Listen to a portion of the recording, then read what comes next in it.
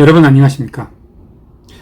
우리 모두가 좋아하고 존경하고 또 숭배하는 안철수 대표께서 지금 국힘당과의 합당 문제를 두고 숙고의 시간을 가지고 계시군요. 합당할까요? 안 할까요? 아니면 하긴 하되 지금 당장은 아니고 국힘당에서 최종 대선 후보가 확정되면 그때 가서 그 후보와 단일화 합당 이런 것들을 다 한 번에 일사천리로 해결해 버리려는 것은 아닐는지, 한국에 한다하는 정치평론가들과 입 가진 모든 내노라는 패널들이 모두 제 나름대로 오만 가지의 짐작들을 쏟아내고 있습니다만은, 그렇다면 한 사람의 안철수의 팬으로서 저는 어떻게 보고 있는가? 오늘 논평에서는 이 문제를 가지고 여러 가지로 이야기를 해보려고 합니다. 두말할 것도 없이 저는 점쟁이가 아니다 보니 이번 주가 지나고 안철수 대표께서 어떤 결정을 내리시게 될지에 대하여 알 수가 없지만, 어쨌든 결과는 두 가지가 아니겠습니까?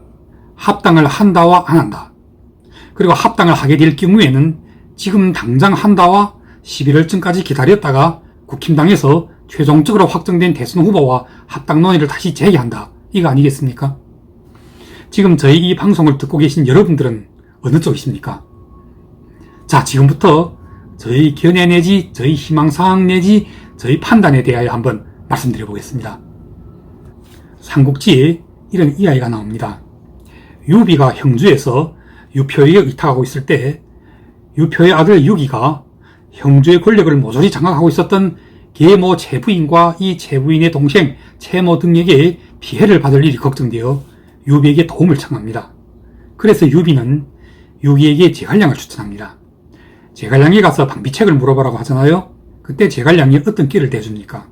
춘추 전국시대 당시 진문공의 아들 신생과 중리의 고사를 들어 바깥에 있었던 중리는 살고 안에 있었던 신생은 죽었다고 일러줍니다. 이에 유기는 형주성 안에 있지 않고 바깥으로 나갑니다.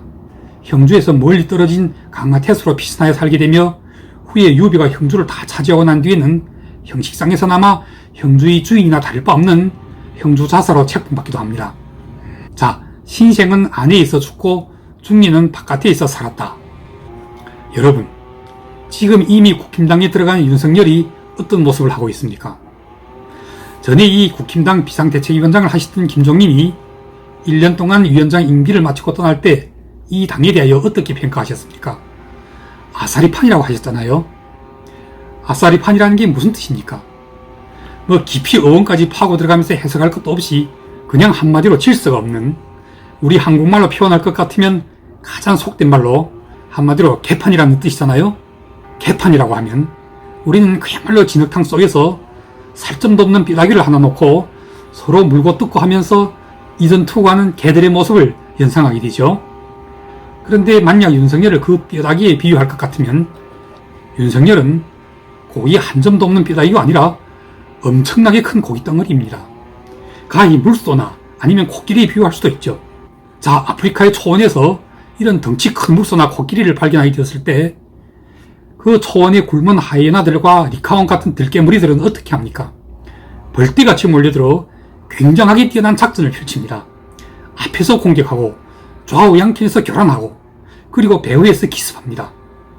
그런데 덩치 큰 물소나 코끼리는 정면으로 달려드는 적은 무섭지가 않은데 가장 무서운 것이 바로 배후에서, 즉 뒤에서 궁둥이를 물어뜯거나 여차하면 아주 거시기를 물어뜯는 그 기습작전에 보통 치명상을 입고 결국 넘어지게 됩니다. 지금 국힘당이라는 이 사파리 장안이 이미 들어가 버린 윤석열과 최재형, 이 두 마리의 큰 물소 내지 코끼리는 아직 거시기까지 물어뜯기지는 않았지만 지금 벌써 앞에서 곁에서 달려드는 하이에나 떼들, 들깨무리들한테 한창 물어뜯기기를 시작당하고 있는 중입니다. 조만간에 이제 어떤 자가 갑작스럽게 배후에서 참으로 정강석화와 같은 기습작전을 펼쳐 윤석열과 최재형의 거시기를 물어뜯을 것입니다. 그 자가 누구일 것 같습니까? 여러분, 제가 지난 여러 차례 방송에서 언급한 바가 있지만 한국의 이 아싸리판, 아니 이 사파리장 같은 정치판에서 가장 상대방이 거시기를 물어뜯기로 이골이 서 있는 자가 다름 아닌 바로 이준석이라고 여러 차례 신뢰를 들어가면서 이미 지적한 바가 있습니다. 지금 제 말이 믿깁지 않으면 여러분들은 유튜브에서 사자나 또는 하이에나가 나오는 동영상들을 찾아서 한번 보시기 바랍니다. 이 하이에나 떼들이 자기들의 몸집보다 10배, 20배 이상 덩치가 큰 물소나 코끼리를 사냥할 때 어떻게 사냥하냐 한번 보시기 바랍니다. 사자들은 보통 물소의 목을 물어서 넘어뜨리지만 하이에나나 히카온 같은 들개들은 100이면 100 모두 물소의 거시기부터 물어뜯습니다. 한번 물렸다 하면 바로 뿌리채 뽑혀 나옵니다. 그렇게 되면 목을 물린 것과 똑같이 결국 쓰러지고 맙니다. 인간을 포함한 모든 동물들의 순놈은 몇 줄 못지않게 거시기 또한 숨통이나 다를 바가 없습니다. 이 사파리장 안에 잘못 들어간 윤석열과 최재형 후보가 이제 이 하이에나 떼들의 습격을 어떻게 이겨낼지, 아니면 어떻게 물려서 산산조각이 나버릴지가 정말 걱정이 아닐 수가 없습니다. 여러분, 그렇다면 이 국힘당을 장악해버린 이준석, 유승민 이 개파무리들은 왜 윤석열과 최재형은 그렇게나 온갖 방법을 다 해가면서라도 끝까지 자기들 당 안으로 불러들여서 이런 식으로 물어뜯어 죽여버리고자 하면서 왜 안철수는 죽도록 들어오지 못하게 가로막고 있었던 것일까요?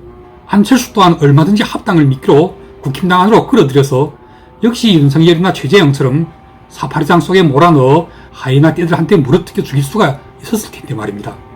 이상하잖아요? 아닌가요? 아니죠. 여기에 바로 이자들의 술수가 숨어 있는 것입니다.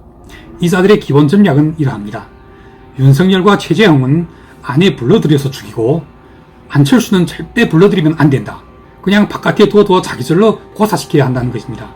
왜냐하면 윤석열과 최재형은 일개인 혼자인데 반해 안철수는 결국 혼자가 아닌 크든 작든 하나의 정당을 가지고 있는 당대표인데다가 이 당에도 수십만 명의 당원이 있잖아요. 즉 합당을 하게 되어 합당하는 방식으로 안철수가 들어오게 될 경우에는 안철수는 혼자 들어오는 것이 아니고 수십만 명의 당원이 함께 들어오기 때문에 이건 그냥 혼자 덩치만 큰 윤석열이나 최재형과는 완전히 다른 판국이 펼쳐질 수가 있기 때문입니다. 사자가 그렇게 사나워도 물소가 혼자 아니고 수십 마리 내지 수백 마리일 때는 오히려 사자가 물소한테 쫓겨서 도망가잖아요. 최근에 이런 동영상을 하나 보았는데 사자는 원래 나무에 올라갈 줄 모르잖아요. 그런데 물소 무리한테 쫓긴 사자 한 마리가 어떻게나 급했던지 나무 위에까지 기어 올라가서는 그 물소 무리들이 떠나버릴 때까지 하루 종일 나무에서 내려오지 못하고 있더라고요. 여러분들께서는 이번 국민의당과 국힘당 사이의 합당을 전후하여 이 국힘당의 당대표라는 자가 보여줬던 행태들에 대하여 한번 자세하게 돌아보시기 바랍니다. 어디를 뜯어보아도 이건 합당하자는 것이 아니고 어떻게나 이 합당이 깨지기를 은근하게 유도하여 부득불 이 합당 논쟁을 산으로까지 가닿게 만들었던 것이 다름 아닌 바로 이준석이라는 이 작자가 아니고 누구였습니까? 목적하는 바는 아주 간단하죠. 어떻게나 안철수가 국힘당으로 들어와서는 절대로 안 되기 때문에 이자는 온갖 더럽고도 미스건 술수를 다 부려가면서 끝끝내 이 합당 논쟁을 이런 식으로 종식시켜버린 것입니다. 이는 참으로 여러 가지로 시사하는 바가 많지만 가장 중요한 원인은 여전히 다름 아닌 안철수라는 존재의 위협 때문이 아니겠습니까? 즉 이자들한테는 안철수가 가장 무섭기 때문인 것입니다. 이자들의 상식대로라면, 그리고 그동안 쭉 이어져 내려오고 있는 여의도의 그 식상한 정치 문법대로라면 안철수는 정치문 10년 이래 최소한 서너 번 이상은 이미 죽어 사라져서 지금쯤은 정말 존재 자체가 없어져야 하는 것이 정상일 것이었습니다. 과거 안철수 못지않게 신드롬을 일으키다가 깜짝하고 사라졌던 꽤 멋졌던 인물들이 한둘이 아니잖아요. 그런데 이상하게도 안철수는 사라지지 않는 것입니다. 안철수는 항상 안철수로 존재하고 있습니다. 무엇 때문이겠습니까? 그것은 안철수를 좋아하고 신봉하는 국민들이 안철수를 놓아주지 않고 있는 것이며 안철수를 보내지 않고 있는 것이며 계속 안철수가 자기들과 함께 있어주기를 바라는 국민들이 있기 때문이 아니겠습니까? 이런 안철수를 누가 어떻게 감히 죽일 수가 있겠습니까? 그건 이자들이 안철수를 좋아하는 국민들과 싸워보겠다는 거잖아요.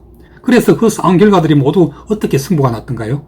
문재인과 더불어민주당이 그 드루킹까지 동원해가면서 10개에 가까운 댓글 조작으로 안철수를 죽여버리게 했지만 안철수는 여전히 건재하잖아요.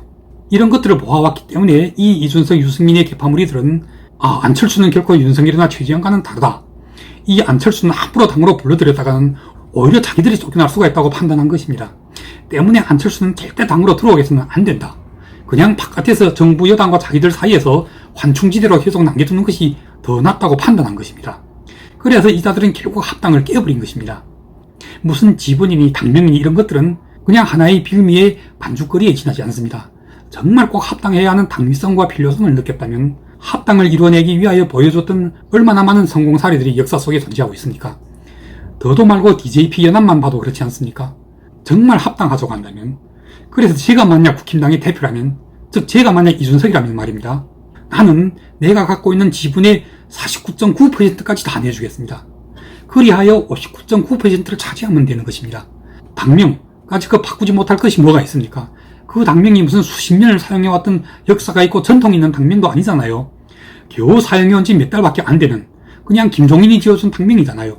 당명을 바꾼다는 것은 요구가 아닙니다. 합당이라는 이 명제 자체가 내포하고 있는 가장 기본적인 요소의 하나입니다. 때문에 이준석, 유승민 이자들도 얼마나 많이 합당하고 분당하고 통합하겠습니까? 일단 합당만 한다면, 통합만 한다면 제일 먼저 당명부터 바꾸고 나왔던 자들이잖아요. 바른미래당이 그렇게 생겨났던 당명이고 미래통합당도 바로 그렇게 생겨났던 당명들이잖아요. 진정한 의미에서의 합당이란 당명뿐만 아니라 내 가진 지분도 절반은 다 내놓아야 합니다. 그것도 모자라면 당대표 또한 같이 해야 하는 것입니다. 공동대표로 말입니다. 그렇게 해서 국민의당과 하나가 되면 결국 이 당을 통째로 다 가지는 것이 되잖아요. 많이 주는 것 같지만 결국 결과에 가서는 다 가져버리는 것이 되는데 왜 이렇게나 좋은 합당을 이자들은 끝까지 이런 식으로 망가뜨려 놓은 것이겠습니까? 그것은 이제 다른 설명이 더 필요하지 않습니다. 바로 안철수가 들어오는 것이 무섭기 때문인 것입니다. 이자들한테는 안철수가 들어와서 국힘당과 하나가 되어 대선에서도 이기고 그래서 정권도 되찾아오는 것보다는 그렇게 하여 이 당의 헤게모니가 안철수에게 장악됨으로 하여 자기들이 별 볼모양 없이 한편으로 밀려나게 되는 것이 무서운 것입니다. 그리하여 이자들은 설사 대선에서 지는 한이 있더라도 그래서 정권을 쟁취하지 못하고 다시 또 5년 동안을 야당으로 산 한이 있더라도 이자들은 이 야당을 자기들의 사당으로 만들어 공천권을 가지고 얼마든지 호의호식하면서 배부르게 잘 살아갈 수 있다는 데 만족하는 자들인 것입니다. 그래서 이 합당을 원하지 않는 것입니다. 여러분, 그러니 이제는 어떻게 해야 할까요? 우리 모두가 좋아하고 존경하는 안철수 대표께서는 어떻게 결정을 내리는 것이 좋을까요? 지금부터 제 생각을 말씀드리겠습니다. 저는 독자 출마가 답이라고 생각합니다.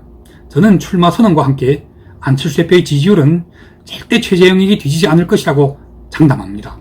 100% 10%대로 불이 나게 치고 올라갈 것입니다. 정말 재수없는 자들이 이를테면 국힘당의 원내대표라는 자가 어느 방송에서 지금 안 대표는 1%밖에 안 나오는데 11월이 되면 0%가 될 거라는 거예요. 이렇게 악담을 퍼붓는 자들에게 1%가 아주 빨리 10%로 바뀌는 것을 보여주게 될 것입니다. 원래 그런 말이 있지 않습니까? 힘을 동반하지 않는 외교는 열매가 없고 외교를 동반하지 않는 힘은 지속력이 없다고 말입니다. 국힘당에서 최종 대선 후보가 확정될 때까지 아직도 3개월의 시간이 있습니다. 이 시간 동안 안철수 대표는 자신의 힘을 보여주셔야 합니다. 그리고 안철수 대표의 지지자들은 모두 하나같이 뭉쳐서 먼저 자기 주변에 가장 가까운 사람부터 하나 둘씩 포섭해 나가야 합니다. 그렇게 하여 11월쯤 되어 국힘당의 최종 후보가 확정될 때면 이 후보와 여당인 더불어민주당 쪽의 최종 후보 사이에서 최소한 10% 이상의 지지율을 확보하고 있는 안철수 대표가 캐스팅보드를 쥐게 될 것입니다. 이때쯤 되면 안철수 대표는 이기면 대통령이요 제도 국무총리입니다. 여당과 야당 쪽의 최종 후보와 DJP가 연합하듯이 공동정부도 한번 구상해 볼 수가 있을 것입니다. 김대중이 능히 박정희 군사독재 정권의 적전과 다를 바 없었던 김종필과도 손을 잡을 수 있었는데 안철수가 이재명 내지 이낙연과 손잡지 못한다는 법이 또 어디 있겠습니까? 국힘당과의 진정한 합당 논의도 바로 이때쯤 되어야 급물살을 타게 될 것입니다. 이 국힘당의 재수없는 자들이 무슨 속값이니 뭐니 하고 헛소리를 제치왔잖아요. 그게 아직은 집이 있고 논이 있고 먹을 쌀이 있을 때 하는 배부른 소리일 수가 있습니다. 하지만 11월쯤 되었을 때면 안철수의 몸값이 결코 지금과 같지 않습니다. 국힘당에서는 100% 집 팔고 소 팔고 농까지 파는 일이 생기게 될 것입니다. 그런 조짐들이 지금 한창 나타나고 있잖아요. 자, 먼저 보십시오. 당대표와 함께 역시 이 당의 간판이나 다를 바 없는 수석 대변인이라는 자가 이름이 황보승이던가요? 국회의원 신분으로 불륜남으로부터 카드와 아파트를 제공받는 등 이건 명백한 불법입니다. 이 자의 남편이 이미 국힘당에 이 사실을 제보했는데도 이준석은 이걸 깔아뭉갰습니다. 이준석 대표와 이 불륜 혼외정사 수석 대변인이 조중동과 같은 큰 언론들과는 또 어떤 유착관계에 있는지를 설명해주는 가장 좋은 증거로 이 대한민국에서 가장 큰 신문들이 이 사실을 이런 방구도 다루지 않고 있습니다. 이것이 정상이라고 보여지십니까? 이 신문들이 그동안 그 얼마나 시시껄렁한 근본 기사거리도 되지 않는 누가 방귀뀐 일까지도 다 대서특필하고 있는 그런 신문들이잖아요. 그런데 왜 제1야당의 수석 대변인이 불륜 혼외정사에 대해서는 꼭 마치 약속이라도 한 것처럼 일사불란하게 입을 다무고 있는 것일까요? 그래서 그 결과는 어떻게 되는 것입니까? 바지에 똥을 쌌으면 얼른 벗어서 씻고 해야 하는 것이 정상일 텐데 걷어 감싸고 덮어 감추고 하다 보니 점점 더 구린내가 진동하는 것입니다. 제가 그래서 오늘 논평의 제목을 구린내 나는 국힘당, 경선버스도 곧 똥소리로 바뀔 것, 이렇게 달려고 하다가 정말 그 경선버스가 똥소리로 바뀔지 말지를 조금만 더 지켜보는 것이 옳겠다 싶어서 이 제목은 그냥 주제목이 아닌 부제목으로 단 것입니다. 여러분들이 보시기에는 어떠하십니까? 국힘당이 지금 그러니까 이준석이란 이자가, 저는 이자에 대하여 이자는 정말 정부 여권과 진보 좌파 쪽에서 역선택으로 만들어낸 여차하면 정무수석 이철이와 더불어민주당 대표 송영길이 심어놓은 불확치가 아닐까 하고 의심하고 있습니다만, 비록 아직 직접적인 확실한 증거는 없어도 간접적으로 이자가 보여주고 있는 행태들로 미루어보면 얼마든지 불확치로 의심할 수가 있을 것 같거든요. 바로 이자에 의해 합당은 이미 깨졌고 국힘당은 지금 경선버스를 시동하고 있는 모양입니다. 다시 말하자면 윤석열과 최재형을 지금 사파리장으로 몰아넣고 있는 것입니다. 이 두 사람은, 특히 윤석열 쪽에서는 아무리 봐도 이자들이 일단 살찐 자기부터 잡아서 찢어먹으려는 심보가 환하게 들여다 보이니 결코 쉽게 그 사파리장 안으로 들어갈 리가 없는 것입니다. 그래서 머밋머밋하면서 신경전을 펼치고 있는 것이 바로 요즘 상황 아닙니까? 이준석은 이 사파리장을 공정한 룰이니 토론 배틀이니 하는 따위의 미사역으로 치장하고 있습니다만은, 지금 이 사파리장 안에서는 위로는 홍준표, 유승민, 원희룡, 아래로는 하태경, 김태호, 안상수, 박진, 그야말로 온갖 줄대로 줄인 지지율이 0%, 1%짜리 승량이 하이에나 들깨무리들이 모두 눈들이 시뻘겨서 입에는 침을 질질 흘리면서 으르렁거리고 있습니다. 그래서 한시라도 빨리 들어와다. 우린 너무 굶을 대로 굶었어. 빨리 들어와서 우리한테 잡혀 먹혀주어. 이러고 있지 않습니까? 자, 여러분, 지금 이것이 국힘당의 어제와 오늘 그리고 내일의 상황 아닙니까? 작은 사슴이나 영양 같은 동물들이 들깨무리한테 잡히면 어떻게 되는지를 유튜브 동영상에서 한번 찾아보시기 바랍니다. 그냥 한순간에 감쪽같이 사지가 떨어져 나가고 온몸이 칼칼이 찢어지고 맙니다. 땅바닥에 피 한 방울도 남지 않습니다. 고기를 다 뜯어 먹고 나서는 땅바닥에 얼른 그 피 흔적까지도 싹싹 핥아먹어버립니다. 그러니 윤석열과 최재형은 얼마나 크게 실수를 하신 것입니까? 제가 지난 몇 차례 방송에서 이미 여러 번 말씀드린 바가 있습니다만은, 제가 만약 윤석열이라면 절대로 혼자서는 국힘당에 들어가지 않는다.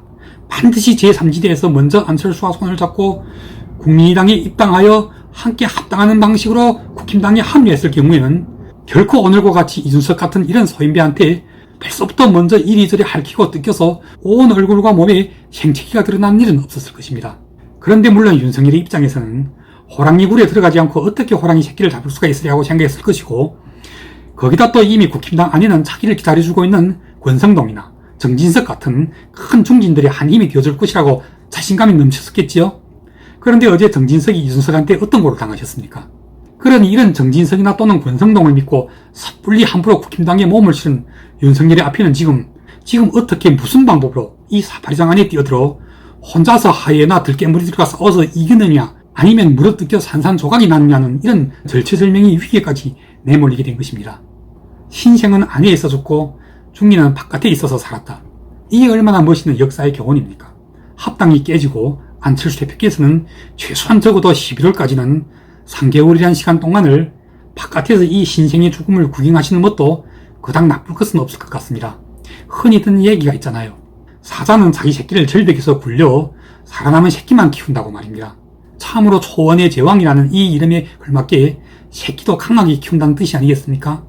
윤석열이 만약 저 국힘당이라는 사파리장 안에서 하이에나 들깨무리들을 모조리 다 때려부수고 살아남아 최종의 승자가 되신다면 그때야말로 승자의 신분으로서 안철수 대표와 상대할 만한 자격이 있는 것입니다.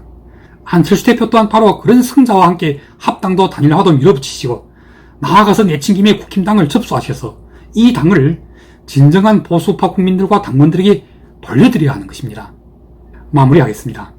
저는 11월에 가서 안철수 대표와 상대하게 될 국힘당의 그 최종 승자가 진심으로 윤석열이 되었으면 좋겠습니다. 여러분들께서는 아마 알고 계신지 모르겠지만 안철수와 윤석열과 안철수 이 철석연대는 지금도 여전히 가동 중에 있는 것입니다. 다만 이 철석연대는 직접 호랑이 새끼를 잡겠노라고 호랑이 굴로 뛰어들어간 윤석열이 과연 국힘당이라는 이 사파리장 안에서 살아 생還하느냐 아니면 그냥 칼칼이 찢겨서 사라져버리느냐에 따라서 그 운명이 좌우될 것입니다. 저는 안철수 대표께서 이 숙고의 기간 동안 사실상 이 철석연대의 미래에 대해서도 걱정하고 계실 것으로 봅니다.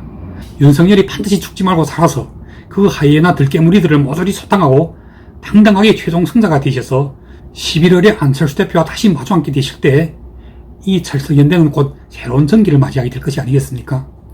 그런데 만약 윤석열이 그 사파리장에서 그에 이겨내지 못하고 산산조각이 나버린다면, 그래서 11월쯤에 그 최종 승자의 만에 하나라도 불쑥 유승민이 나타나게 된다면 정말 그런 결과는 상상하는 수가 없군요.